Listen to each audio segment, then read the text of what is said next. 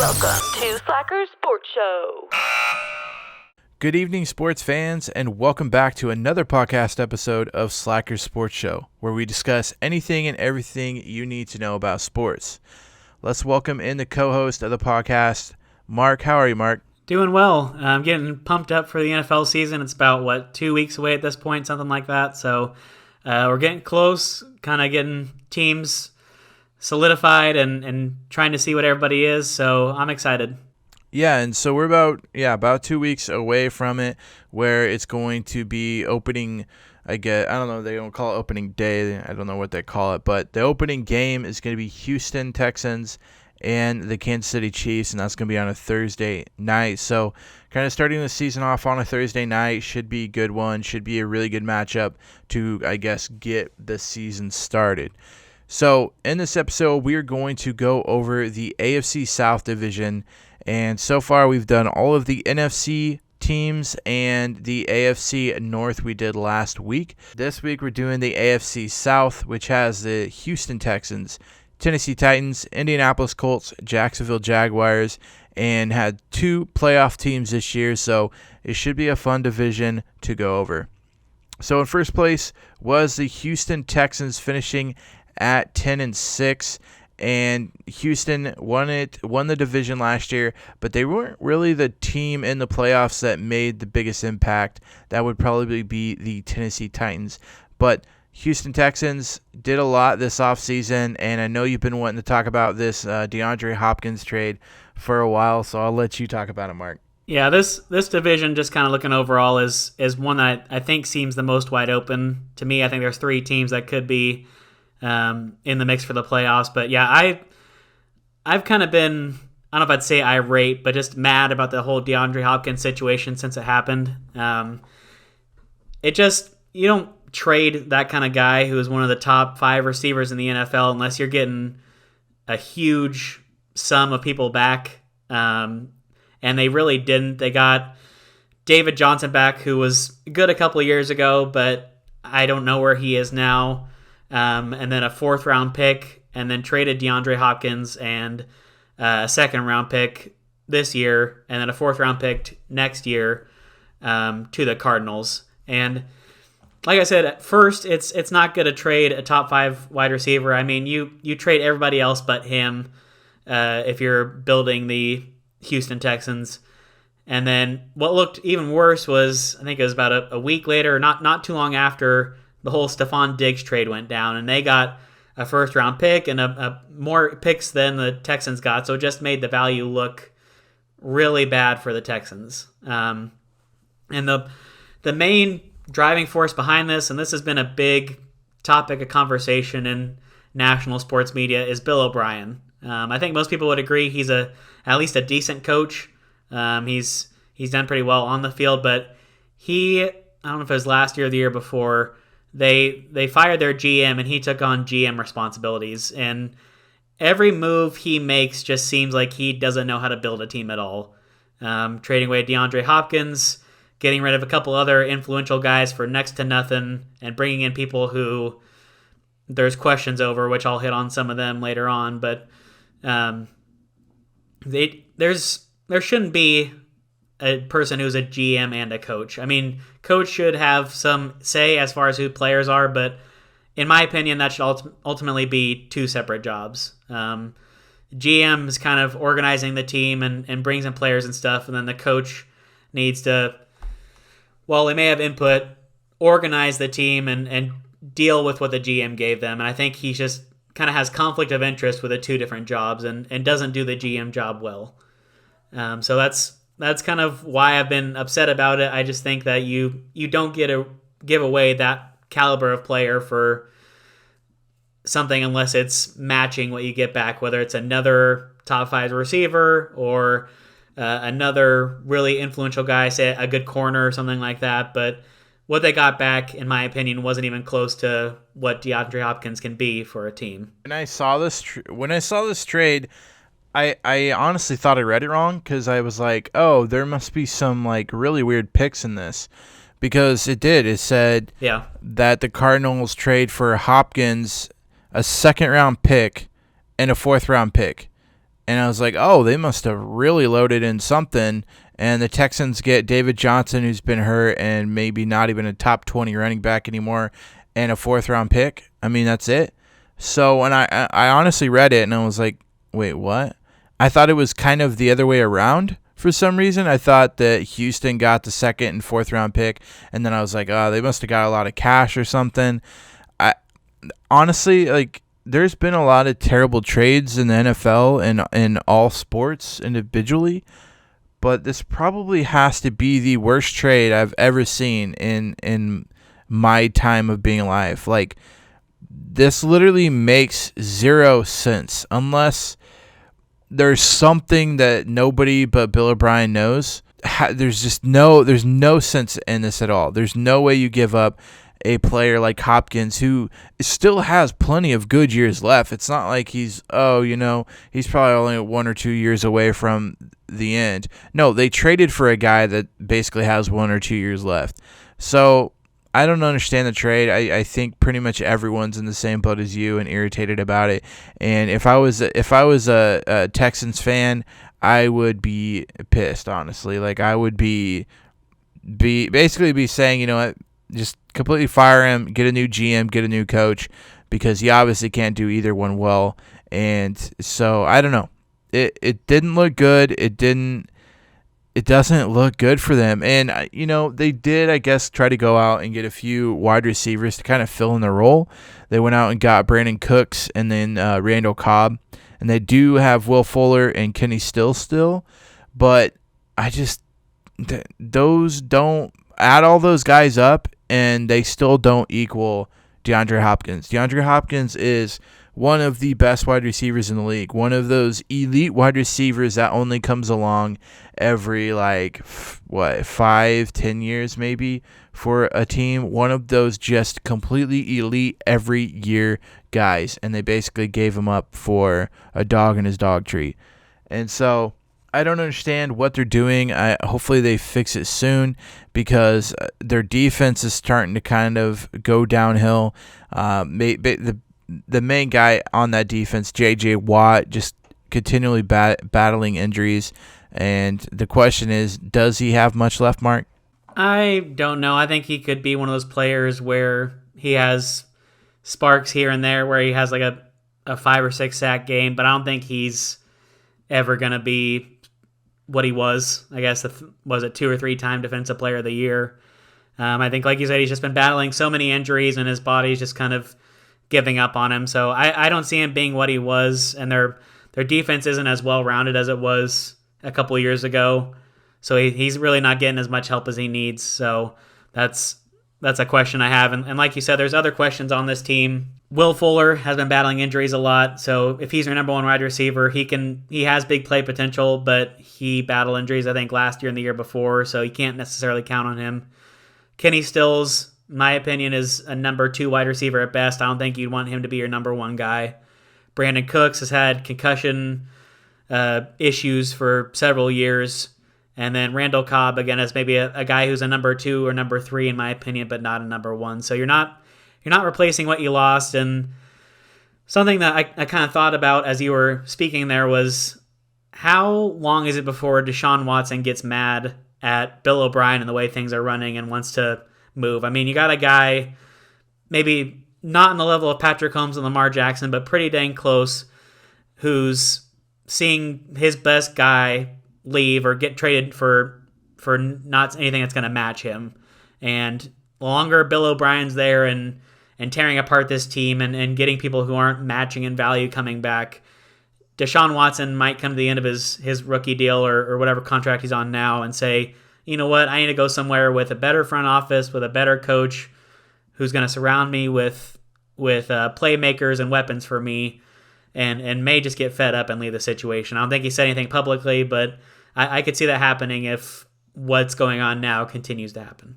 Yeah, I completely agree, and that's kind of what I was going to talk about next, is kind of how we've talked about other teams using guys in their prime and not giving them anybody to match with them, and that's exactly what Houston has done. They've taken their prime guy, which is, I would still say Watson was their number 1 guy, right?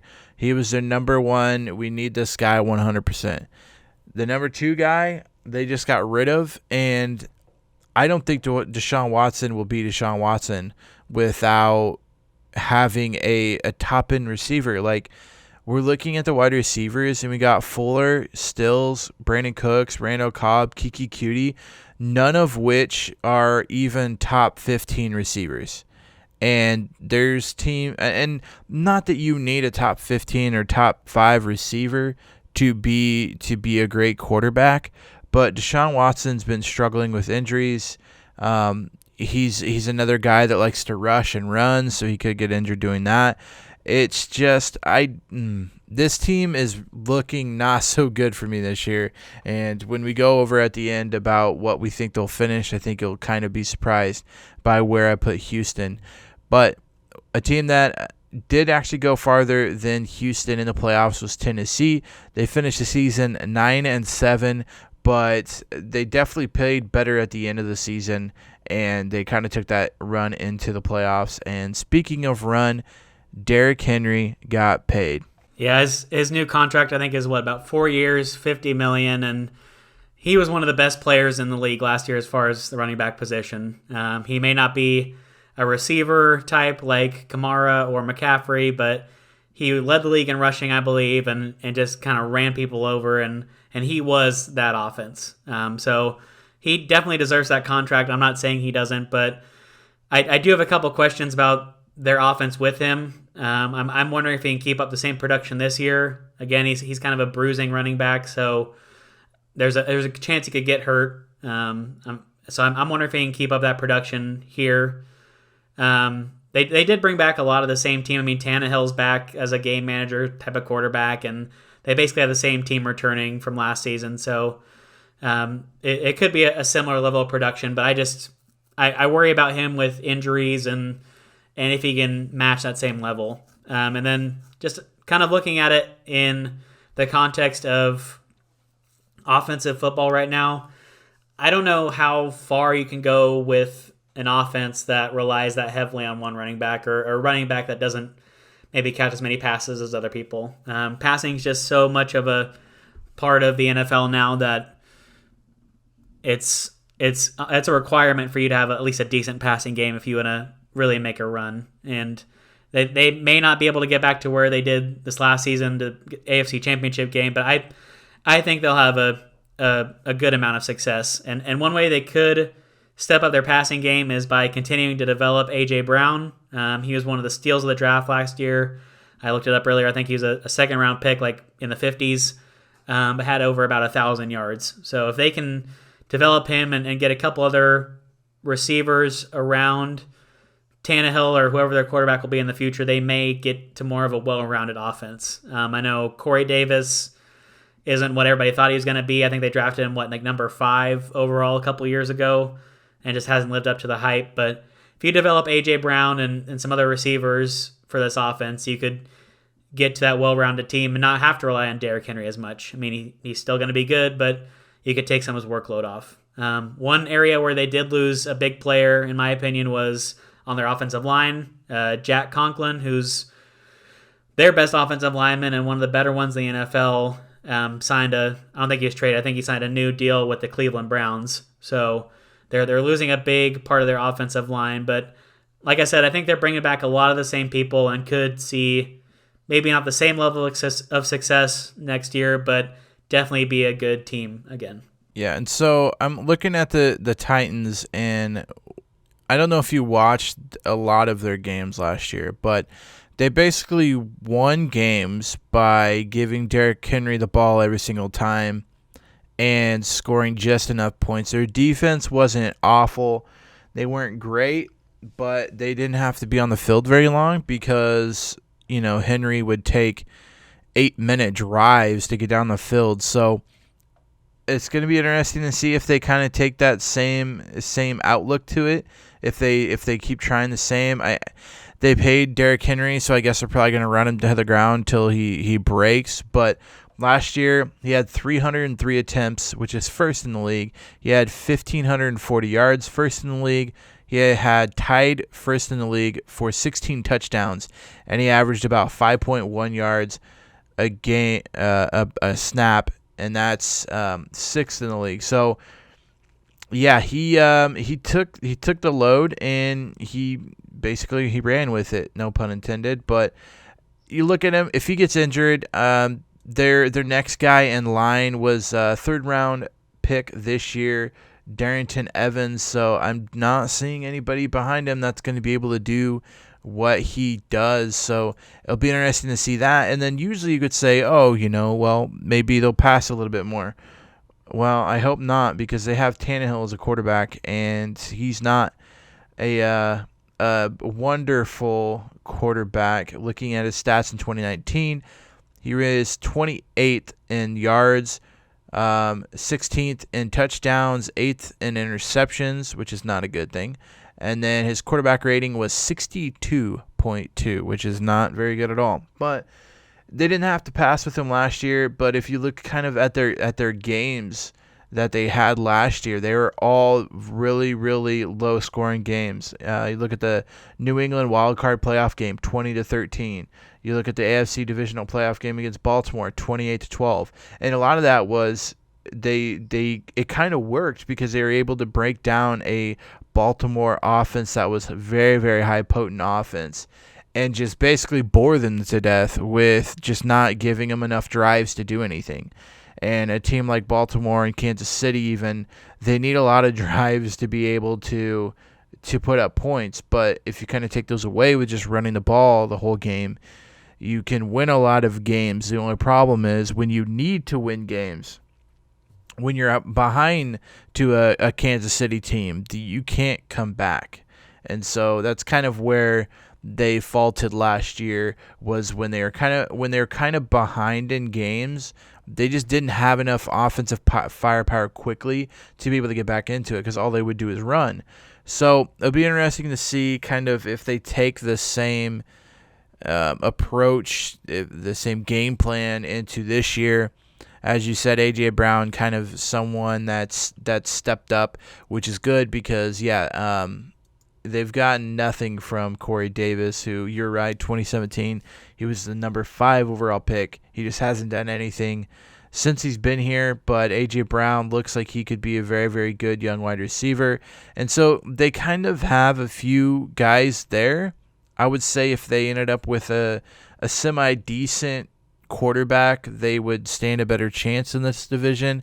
But as you said to start this off, this division's honestly up in the air. I could see all 4 teams somehow winning this. So it'll be interesting to see how it turns out. The Titans, question marks all over for them too. Is just I don't know how they won games last year. I mean, they ran it to death, but I don't see that working this year. I think game plans will be different. Teams at the end were stacking the box and kind of slowing him down, but not slowing him down enough. I think this year they will find a different way of slowing him down, and I don't think the Titans will have the success they had last year with just running it all the time. Plus, Derrick Henry, I mean, he's taken a beating. He took over 300 attempts last year, which is crazy high, and so it's going to be tough to try to see him do that again without some sort of injury coming along. So the next team in the division is the Indianapolis Colts, the team closest to me, so I hear all of these Colts stuff and all this great stuff about the Colts, and they did do one thing I think that they did this year in the offseason that was good, was they went out and got Phillip Rivers. They had retirement last year, and they needed a quarterback to be able to run, and they didn't have the draft position to go out and get a quarterback. So instead, they went and got Phillip Rivers from San Diego, and I think that probably was the best thing they did this offseason, was to get a quarterback that can come in and give them good quality time. Phillip Rivers is getting old, yes, we know. He's not the greatest quarterback, but he knows how to throw the ball, and if you look like the Tennessee Titans, we just talked about them. If they would have got Phillip Rivers, that team would have went from a okay team to a for sure playoff team. And so I think the Colts might change it around this year. Looking at the Rivers stats, he threw for 4,615 yards last year, which was fourth. So, if he could stay away from the interceptions, which he threw 20 last year, which was the worst overall for a quarterback. If he could stay away from those interceptions, then I think the Colts will actually be pretty decent this year. What do you think, Mark? Yeah, I think he's the key to what they can do this year, whether that means going and being a division winner or kind of going towards the bottom of the division. I have questions about him probably more than anything else on their team. I think they have a solid running game with Marlon Mack, and then they picked up Jonathan Taylor in the second round this year, who's a rookie from Wisconsin. He had over 2,000 yards rushing last year, which I know Wisconsin is a team in college football that runs all the time, but still 2,000 yards is impressive. Their defense, they picked up two guys that could be really influential for them, and DeForest Buckner, who they got in a trade with the 49ers. They traded their first round pick for him. And then Xavier Rhodes, who was cut from the Vikings. So he may not be who he was, but he could be a solid person in your secondary. They picked him up this offseason. So I think whatever the Colts do comes down to what Phillip Rivers can do. If he's continuing to kind of drop off and starts throwing more interceptions and can't do what he once did, then I think they're probably right back where they were next season. If he can be a step up from Jacoby Brissett and their people they had last year, then they could be division winners. So I guess I'm not sure exactly what to expect, but I think they got a solid team around Phillip Rivers, but he's a question mark for me. Yeah, and I see that because of all the interceptions he threw last year.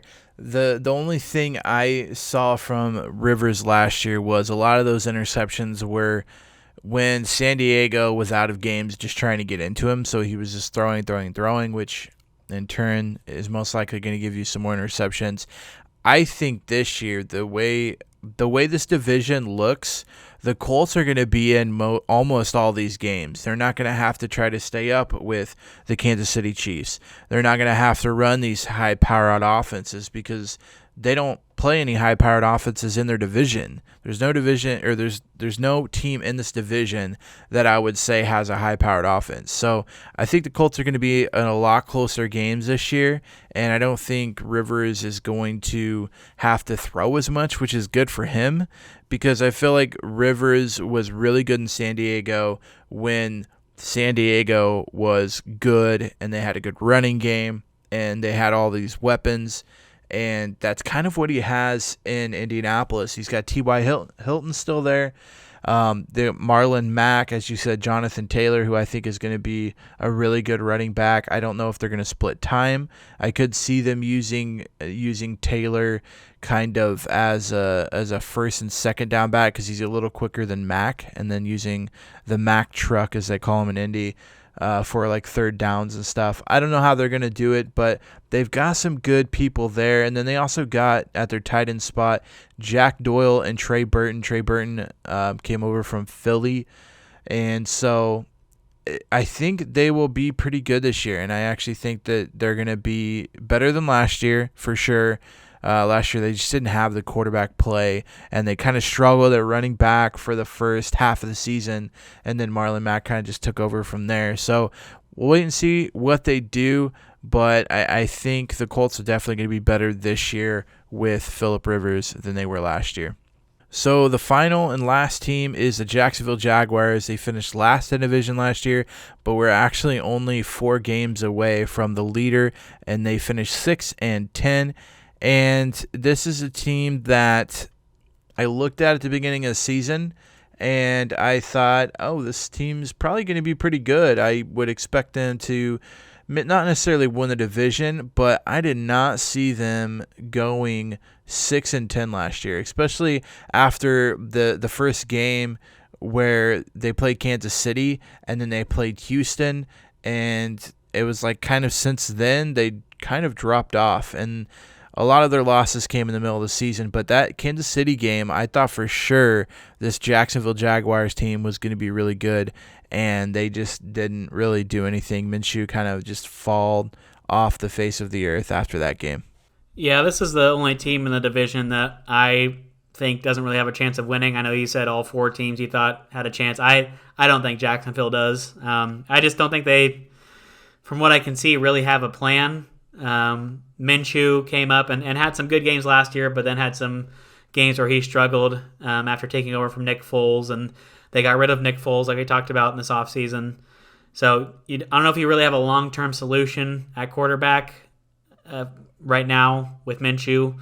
If he proves me wrong and does well this season and can be consistent, then that's great, but I don't know if he's their long-term answer. And I guess what I've heard a lot about coming out of Jacksonville, and this has been happening for the past year or two, is that it seems like a lot of those guys from that just amazing defense they had a couple of years ago, I don't know if it's the front office or what, but they all seem like they won out. And one guy that you've heard a lot about this offseason is Yannick Ngakoue. He's a defensive end for them. He wants to be traded. He's probably their best defensive lineman at this point, and they really don't have much left from that outstanding defense. I think they traded Calais Campbell this offseason. We talked about him in another podcast, but it just seems like they're getting rid of those guys, and I just don't see them having a lot of guys that are cornerstone pieces. They have a lot of okay guys that'll get some production but not be a star, especially at the wide receiver position. DJ Chark, who I know a lot of people like in fantasy, Chris Conley, D.D. Westbrook, they're all solid but no game-breaking wide receiver.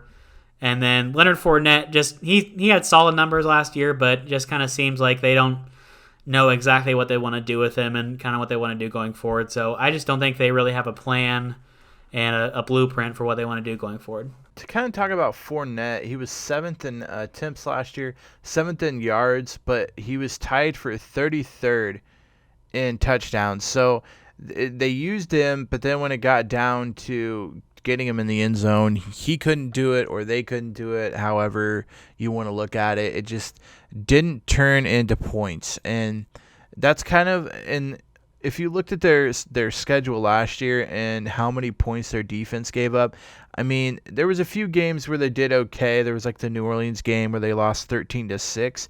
But most games, their defense was giving up like 30, 40 points. And they just don't have the offense to be able to do that.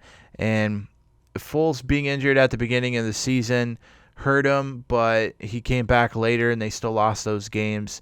And those were some high-scoring games as well. So their defense is probably what's going to cost them all the games. Their offense is hit and miss, to say the least. I don't know what I think about Minshew. I don't think he's a long-term answer. I think they could get by with him until they can find someone that's a long-term answer.